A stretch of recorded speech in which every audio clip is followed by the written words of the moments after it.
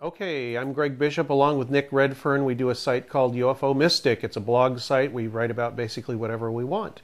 When we were signed up, the guy that owns the site said, could you talk about, he wanted to talk about UFO stuff. And of course, Nick and I want to talk about what ufology can do to change itself and maybe advance a little bit.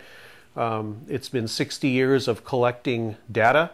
The data hasn't really got us anywhere or told us what it is that's impinging on our reality, which I personally think is something that's not human. That's as far as I'm going to take it, though. There are intelligences which are not human, which poke into our reality occasionally. But people continue to look at it as a bunch of aliens coming from another planet and landing here. Now, that's fine, and it's just as valid as any other theory, but there's no real evidence for it except for people's feelings about, what would be causing these kind of things. Things flying through the sky, things that look like humans but have big bulbous heads and all that. The thing they tend to overlook, which was brought up by John Keel, Jacques Vallée, people like that early on in the 1960s, is that this kind of thing has been happening to humans for thousands and thousands and thousands of years.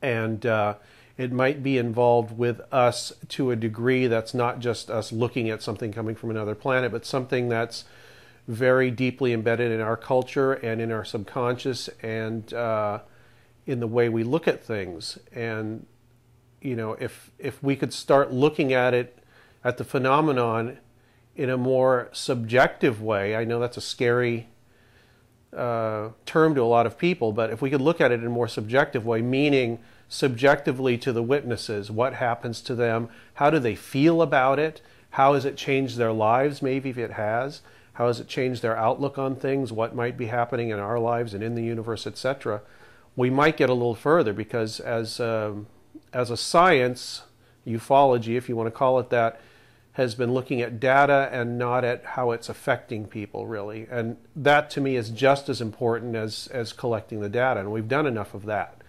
So why don't we start looking at, other traditions, other civilizations, other than than the Western one, meaning Eastern civilizations, ancient civilizations, native, whatever you want to call them, indigenous populations. What have they been seeing? How have they felt about it? And how have they worked it into their reality, into their traditions, into their philosophy? And I think that will kind of channel us in a way that might have us looking at the phenomenon from a different perspective and maybe understanding it a little better, because to me it seems that UFOs are here to make us kind of look at ourselves and the way we look at things, because every time we think we have it figured out, the phenomenon does some other weird little thing to make us think, oh, it's this now. First it was, things flying around in the sky. Then it was possibly people or something walking out of these things flying out of the sky. And then suddenly it was people getting taken away and examined medically and all this.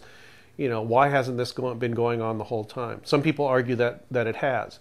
But why in the popular consciousness does some new thing come in and take over the entire field for a few years, until the next fad comes along? It seems to be directed by the phenomenon itself. So obviously someone is playing with us and doesn't quite, want us to know exactly what it is. So we have to come at it maybe from another angle, not from the direct scientific, let's gather data and see what it tells us angle, because obviously it's told us nothing up to this point. And like I said, it's been 60 years. It's time for people that study UFOs to possibly look at this, not possibly, they should. Look at these little explored areas of the phenomenon and see if there's any gold there in that giant pile of, feelings, subjective observations, and other, psychological data, if you want to call it. And maybe that will lead us somewhere and give us a better understanding of what this phenomenon is.